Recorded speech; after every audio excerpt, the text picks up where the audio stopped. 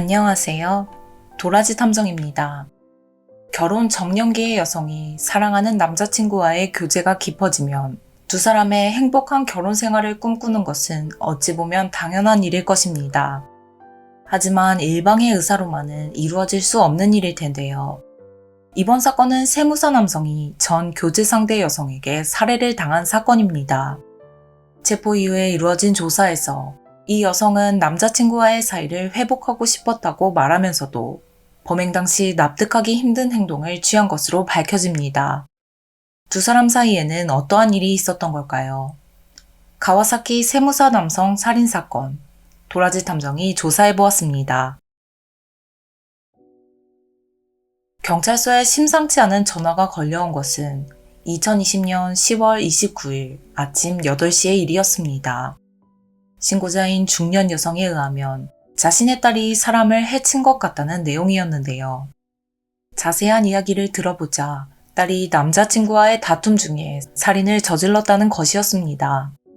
현장에 급하게 출동한 구급대와 경찰관의 눈에 들어온 것은 복부에서 피를 흘리며 쓰러져 있는 35세의 세무사 시라이 츠카사와 손에 부상을 입은 29세의 무직 여성 타카하시 마이였습니다.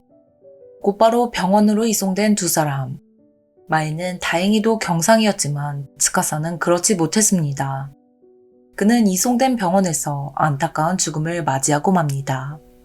사망 후 이루어진 부검에서는 츠카사의 사인이 밝혀지죠.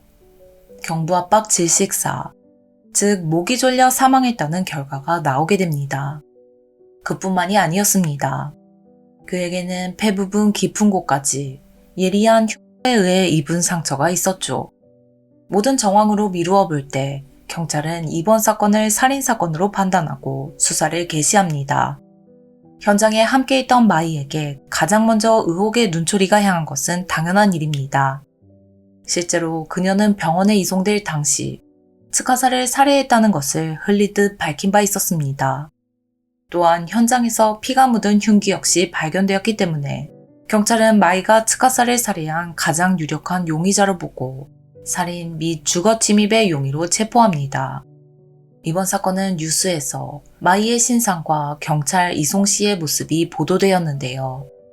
미모의 젊은 여성이 어떠한 이유로 젊은직 남성을 살해한 것인지 그녀가 가진 또 다른 얼굴에 관심을 가지는 많은 사람들이 있었습니다. 언론 보도와 수사가 진행되면서 마이의 남자친구를 향한 이상할 정도의 집착 행동이 차차 드러나게 됩니다. 이번 사건으로 인하여 사망한 츠카사는 도쿄 마루노우치에 소재한 세무사 사무소에서 근무하던 남성이었습니다. 기업 승계 법인부에서 전문성을 발휘하던 그는 연봉이 2천만 엔이 넘는 능력을 인정받던 인재였습니다. 범행 현장인 맨션, 이곳은 월세가 25만 엔이 넘었는데요. 한적한 주택가에 위치한 고급 맨션은 같은 해 막 입주가 시작된 신축으로 해가 잘 들고 훌륭한 조경이 함께한 곳이었습니다. 츠카사는 이러한 맨션에 홀로 거주할 정도로 경제적 여유가 있었죠. 반면 체포 당시 무직이었던 마이. 세간에서 말하는 결혼 정년기인 그녀는 고액 연봉의 남자친구와 유복한 결혼 생활을 꿈꾸고 있었을지도 모릅니다. 하지만 불행하게도 츠카사의 주변에는 다른 여자의 그림자가 있었습니다. 같은 맨션에 거주하던 주민은 그해 여름쯤 츠카사와 40대에서 50대로 보이는 연상의 여성이 이야기를 나누는 모습을 자주 보았다고 진술했습니다. 여름이 다 지난 무렵 이번에는 20대 여성이 그의 자택에 드나들게 되었는데요. 아침에 두 사람이 출근하면서 함께 쓰레기를 내놓는 것을 여러 번 목격했기 때문에 동거를 하는 커플이라고 생각했다고 합니다. 문제는 이 20대의 여성이 마이가 아니라 다른 여성이었다는 것이었죠.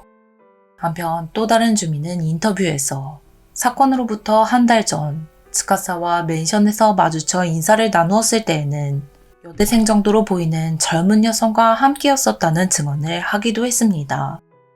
여러 상황을 종합해 볼 때 짧은 시간 동안 많은 여성들이 그의 집을 방문하여 함께 시간을 보낸 것으로 보입니다. 이러한 인근 주민들의 목격 증언들로 인하여 언론에서는 츠카사의 여성 관계가 원인이 되어서 갈등이 발생한 것이 아니냐는 의견도 있었습니다. 그러나 생전 츠카사의 지인은 그가 여성 관계가 복잡하다는 인상은 없었으며 꽤나 다정한 성격으로 결코 다른 사람에게 원한을 살 만한 타입은 아니라는 인터뷰를 하기도 했는데요. 사생활에 관한 주민들과의 목격 진술과는 대조되는 부분입니다. 츠카사는 사건 전까지 해당 지인에게 마이가 최근 스토커처럼 행동해서 아주 곤란하다는 고민을 토로한 적이 있다고 합니다. 확신을 가질 수 없는 교제에서 마이는 자주 민감한 반응을 보였고 츠카사가 이러한 상황에 피로를 느낄 정도로 두 사람의 관계는 순탄치 못했습니다. 더 이상 해결의 기미가 보이지 않는 상황. 사태는 점점 앞이 보이지 않는 극단으로 치닫습니다. 마이는 어린 시절을 나고야시에서 지냈습니다. 중학교 시절 가족의 사정으로 지바현 우라야스시로 이사를 가게 되죠. 그녀는 이번 사건 당시까지 가족들과 함께 그곳에서 거주하고 있던 것으로 알려졌습니다.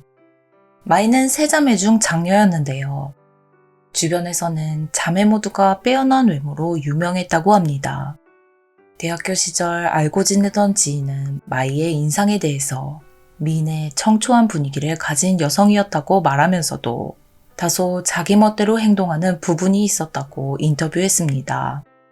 한편 주간지와 가진 인터뷰에서 또 다른 지인은 마이는 연예인을 동경하고 패션이나 미용, 다이어트에 항상 신경을 쓰는 타입이었지만 고집이 강해서 다른 사람 말은 듣지 않았다고 말하는데요. 이렇게 자기 주장이 강한 성격의 마이와 사회적으로 성공한 츠카사의 만남은 어땠을까요? 두 사람은 2019년 12월에 우연히 알게 되어 곧바로 교제를 시작한 것으로 알려졌습니다.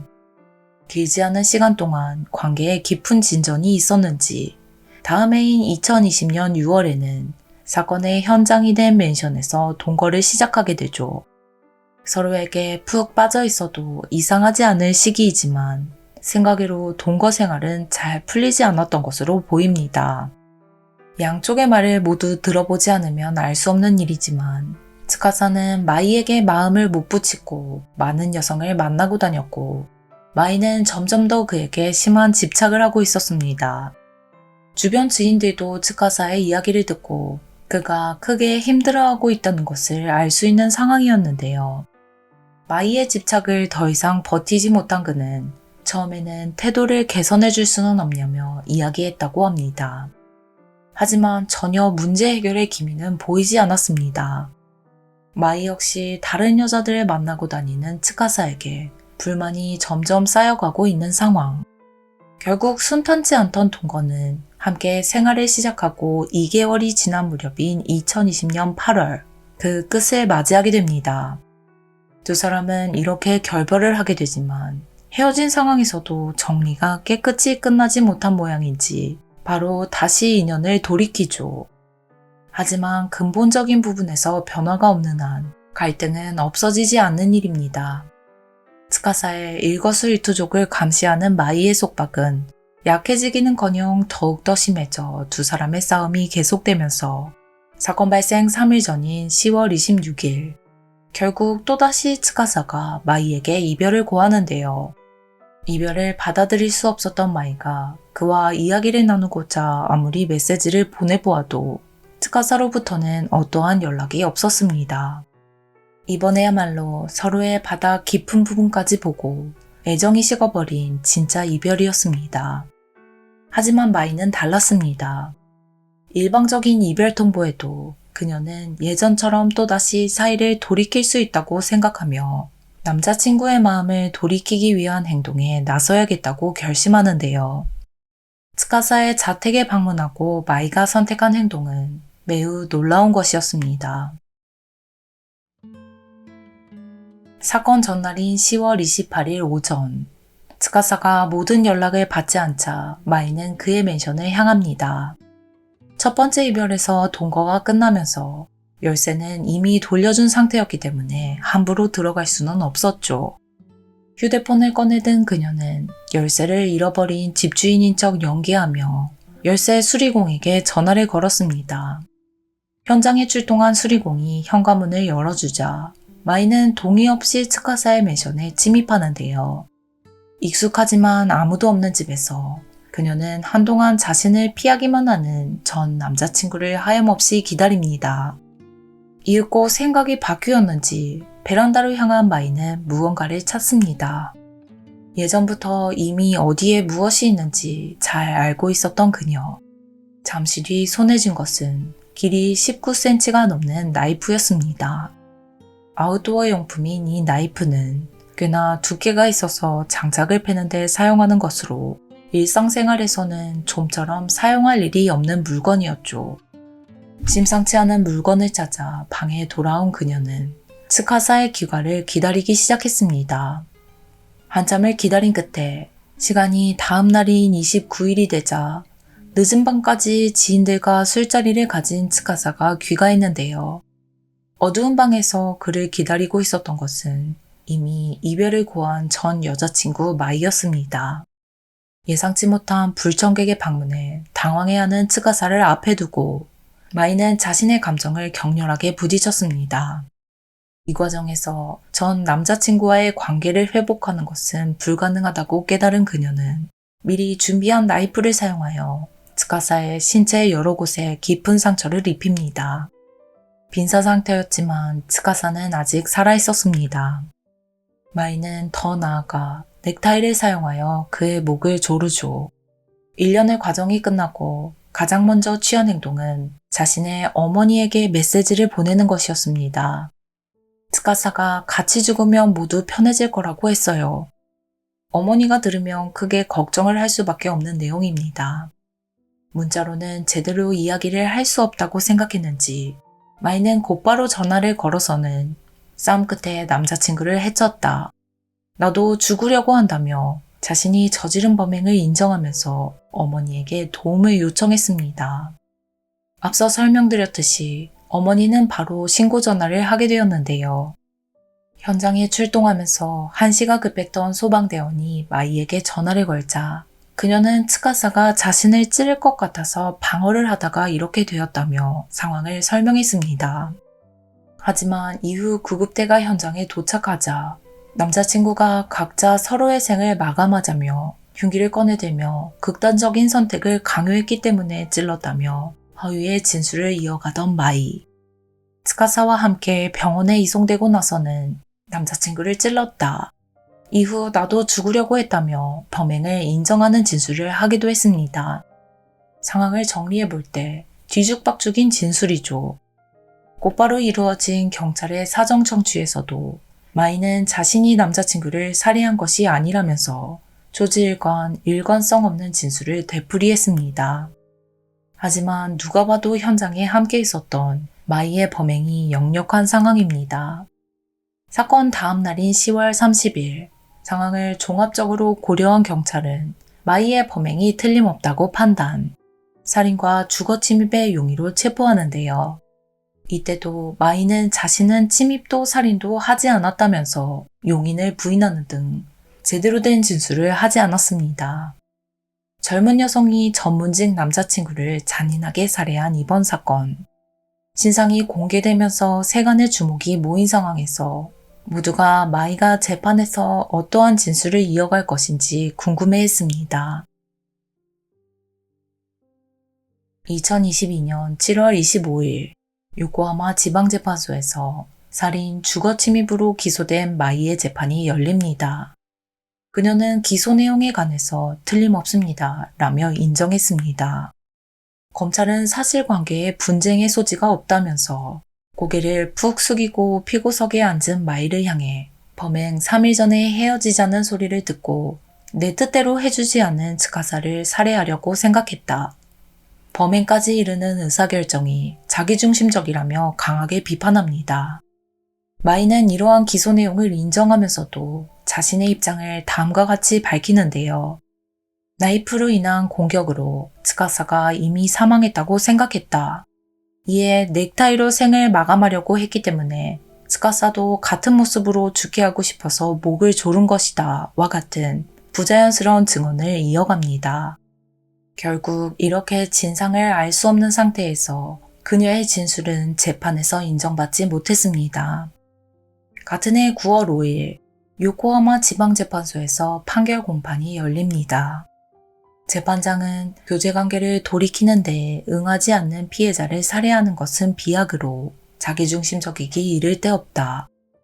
예리한 나이프를 사용하여 장기에 닿을 정도의 상처를 입게 하고 저항할 수 없는 상태의 피해자의 목을 넥타이로 졸라서 살해한 것은 냉혹한 행동이라고 말하지 않을 수 없다.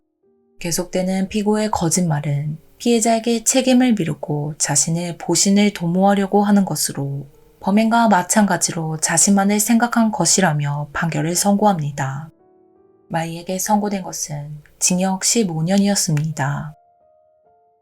츠카사가 먼저 머리를 잡고 폭력을 휘둘렀다며 정당방위를 주장하거나 모든 것이 츠카사가 강요한 극단적인 선택을 피하려다가 일어난 일이라는 등 사건 이후 터무니없는 거짓말을 이어오던 마이. 실상은 알 수 없는 일이지만 그녀의 집착에 다소 병적인 부분이 있었던 것은 사실로 보입니다. 판결문에 기재된 내용에 의하면 마이는 생전 츠카사가 다니던 골프 연습장에 수시로 전화를 걸며 그가 있는지 체크하던 것으로 알려졌습니다. 연인 사이에서 상대방이 자신의 뜻대로 행동하지 않는 일이 있을 수 있습니다. 하지만 성숙한 성인이라면 상대방을 바꾸려고 하기보다는 있는 그대로를 받아들이고 인연이 아닐 때는 뒤돌아설 수 있는 용기도 필요할 것입니다. 고액연봉의 세무사 남자친구와 헤어진 뒤 관계를 돌이키고자 한 시도가 모두 실패로 끝나자 잔인한 범행을 벌인 가와사키 세무사 남성 살인사건. 여러분은 어떻게 들으셨나요? 오늘도 들어주셔서 감사합니다. 그럼 다음에 뵙겠습니다.